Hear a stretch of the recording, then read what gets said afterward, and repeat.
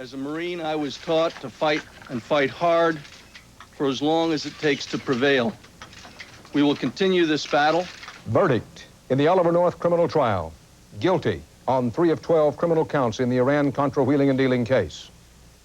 0 and liftoff. And Space Shuttle Atlantis goes up, carrying the first U.S. planet-exploring spacecraft in a decade, the Magellan mission to Venus. This is the CBS Evening News. Dan Rather reporting. Good evening. First about the North verdict. Oliver North tonight is a convicted felon. He faces possible prison time. The jury, hearing the missiles for Iran, what happened to the money case, found North guilty 3 criminal counts. Guilty of aiding and abetting and obstructing Congress, guilty of shredding and falsifying evidence, guilty of receiving an illegal gratuity. North was found not guilty on 9 other counts. Throughout it all, North's defense was primarily to try to portray himself as a fall guy for higher-ups and their cover-ups. Today, President Bush denied and disputed documents presented at the North trial, documents raising new questions about whether Mr. Bush played a role in trying to funnel secret, possibly law-breaking aid to Nicaraguan rebels and constitutional questions flowing from that. CBS News law correspondent Rita Braver begins our coverage. With his wife Betsy at his side, Oliver North traveled to the federal courthouse. Outside, a crowd of supporters gathered. Inside, the jury was ready with its verdict. The 9 women and 3 men looked somber and tense as they entered the packed courtroom. Foreman Denise Anderson appeared on the verge of tears as she passed the verdict sheet to Judge Gerhard Gazelle. There were murmurs of surprise as the judge read the first 5 counts one by one, all not guilty. All counts involving false statements and obstruction of Congress when members were trying to learn the truth about Oliver North's pro-Contra activities. But there were gasps when the judge came to count number 6, guilty of aiding and abetting the obstruction of Congress in November 1986 by creating a false chronology of U.S. arms sales to Iran in exchange for hostages. Then it was not guilty again on count 7, obstructing a presidential inquiry, and count 8, making false statements during former Attorney General Edwin Meese's Iran-Contra fact-finding mission for President Reagan. Next, the judge announced 2 more guilty counts. Guilty of altering, destroying, concealing, and removing White House documents as the Iran-Contra affair began unraveling in 1986.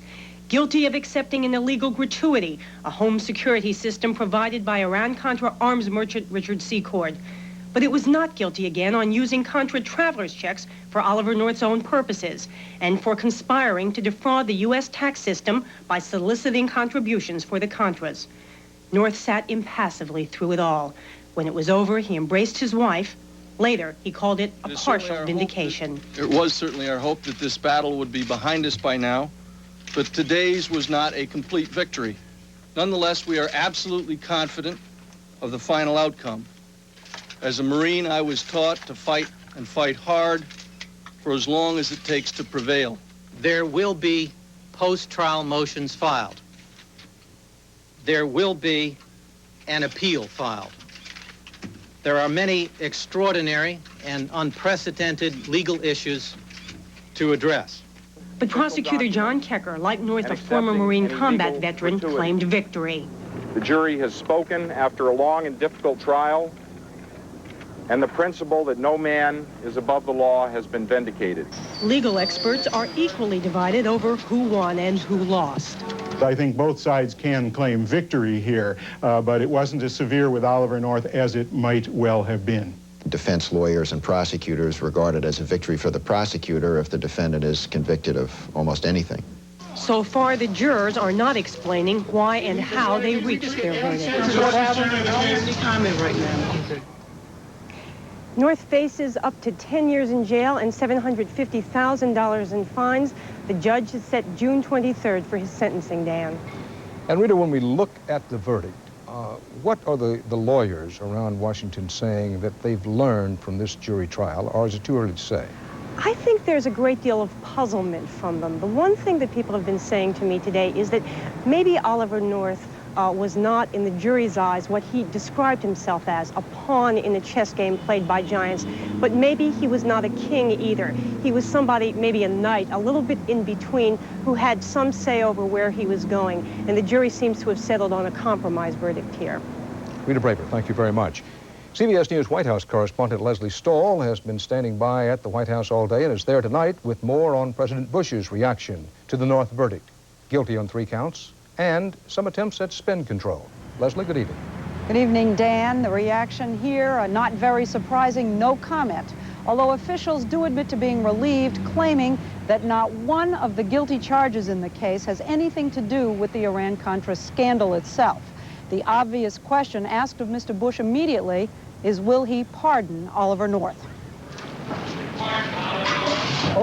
The president may be waving off the question, but no sooner had the verdict come down than conservative Republicans in Congress were urging a pardon. I think that George Bush ought to pardon him.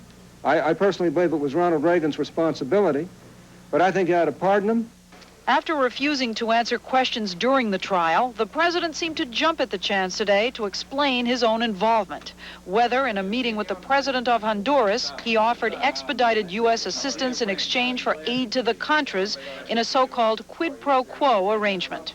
The word of the President of the United States, George Bush, is there was no quid pro quo.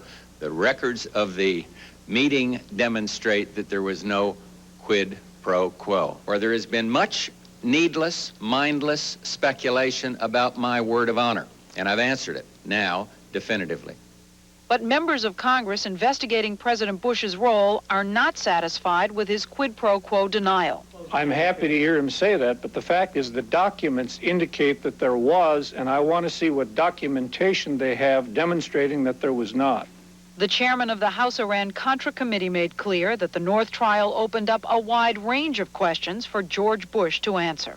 President Reagan and then Vice President Bush still have some explaining to do with regard to their activities. Spokesman for Ronald Reagan in California said he had no comment. President Bush said he may or may not answer any more questions about the case. That, he said, will depend on what the questions are. Dan? Thank you, Leslie. Still to come on tonight's CBS Evening News, Eric Ingberg on the big question not answered by the Oliver North trial. And Peter Van Sant on throttling up another space shuttle. Also Jerry Bowen on putting the brakes on automobile insurance.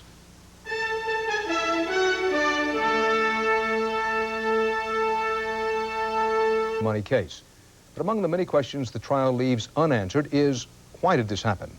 The covert wheeling and dealing by North and his operatives and possibly his superiors run from right inside the White House itself. And then there's the question of, could it happen again? CBS News correspondent Eric Ingberg is investigating the use of secrecy, lying, and deception as instruments of ideology and policy. It began like a good spy novel with a rickety plane shot down in the jungle and unraveled for 3 years through the corridors of power right up to the White House door. The Iran-Contra affair made Oliver North one of the most controversial figures of the decade. I came here to tell you the truth, the good, the bad, and the ugly. But the ugliest question of all remains, even after the verdict has been rendered on Ollie North.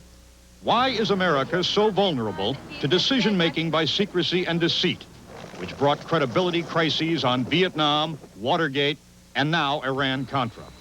Some scholars see a structural flaw. Each party's in business to defeat the other party, and when they control different branches of the government, then the two branches of the government come into collision and try to defeat each other. And if the president knows that the Congress is going to block what he wants to do, as was the case in Iran and Nicaragua, the easiest thing is just not to tell the Congress what's going on. Which is what President Reagan did. Out of a frustration, his aides blame on Congress.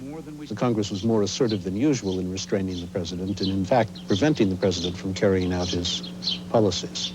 But Clark Clifford, advisor to Democratic presidents from Truman to Carter, says some of the secrets, like the fund diversion, are rooted in simple fear. When you have felonies that are committed within the White House, the commission of a felony can lead to impeachment. And that's why I believe that it was kept such a deep, dark secret.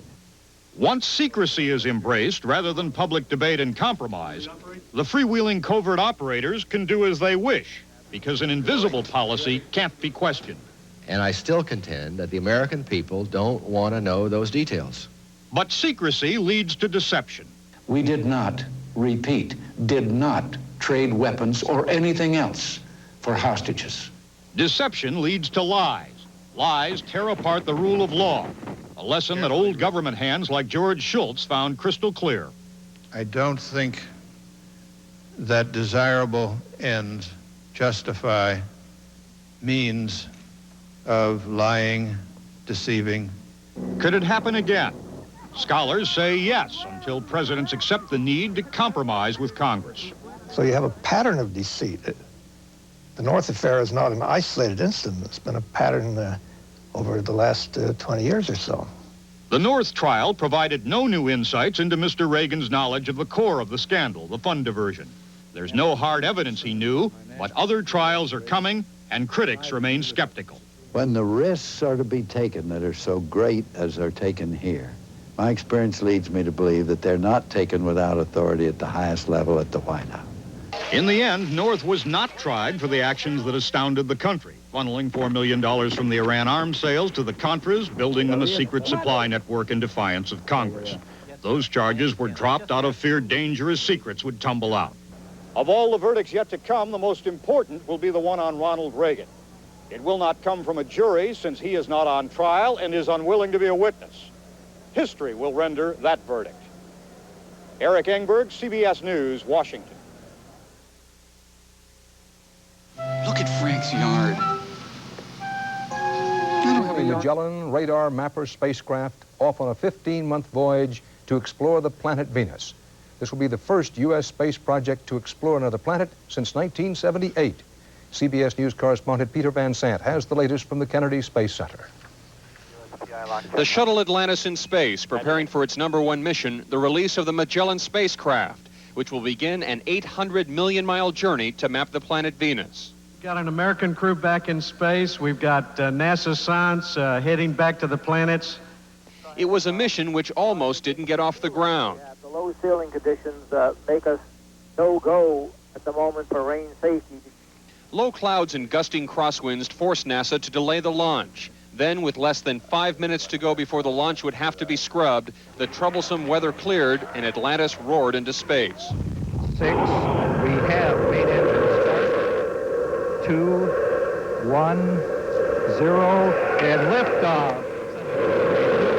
Planetary science begins as Atlantis clears the tower. Atlantis' climb into space was flawless, leaving relieved NASA managers with a happy ending to a suspense-filled day.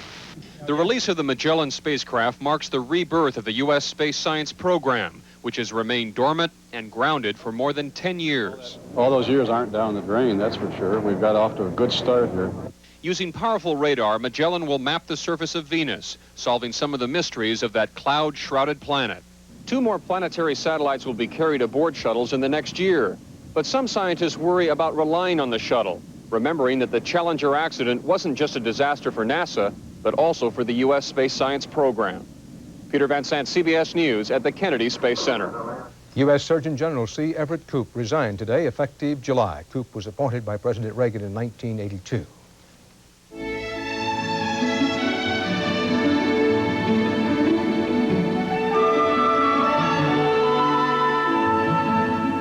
For consumers or a setback for the free enterprise system?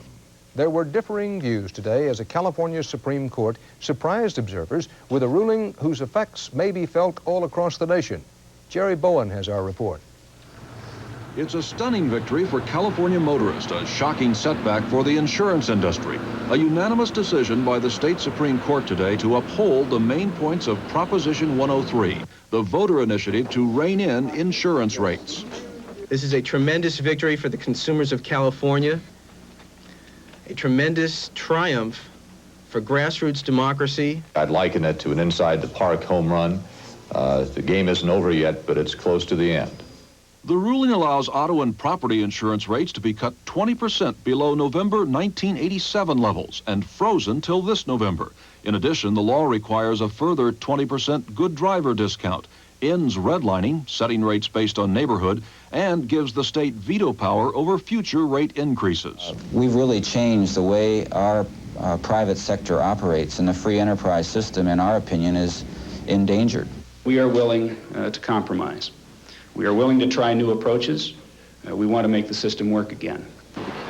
The insurance industry, which argued that expensive claims and lawsuits make the cost of business high in California, was given some concessions. The court ruled insurance companies that prove they can't make a fair return will be exempt from the one-time rate rollback, and that for the first year only, rates can be raised without prior state approval, though refunds could be ordered if the increases are excessive.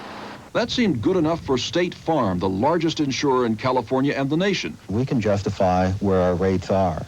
In fact, they're short from where they should be in terms of adequacy in the state. It didn't take long for the news to spread by phone and fax machine across country, where the industry is battling rate cuts in 14 other states. New Jersey, with the nation's highest auto rates, is the next big battleground.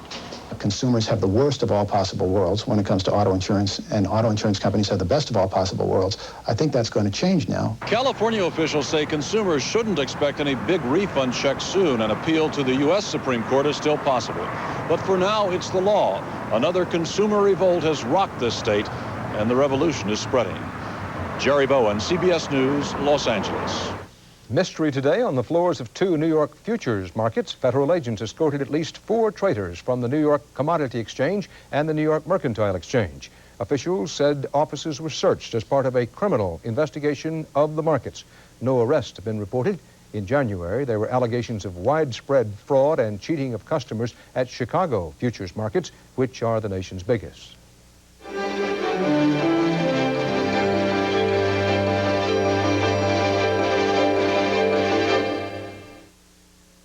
This is smooth, creamy yogurt.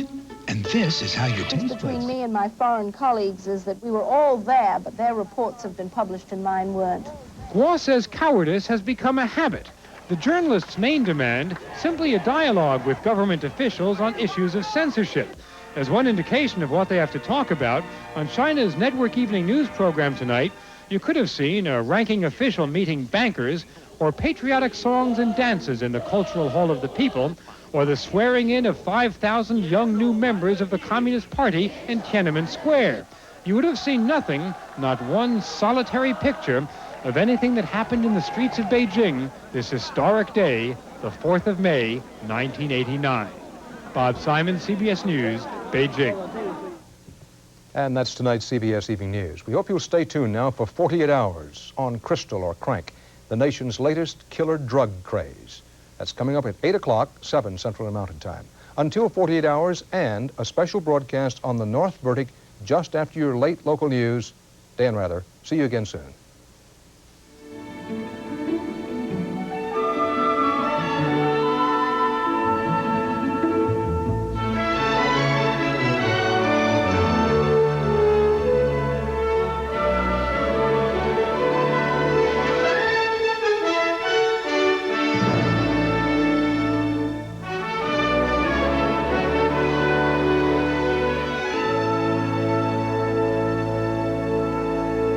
Crystal USA, a deadly new drug craze that could hit your home next. Please, search warrant!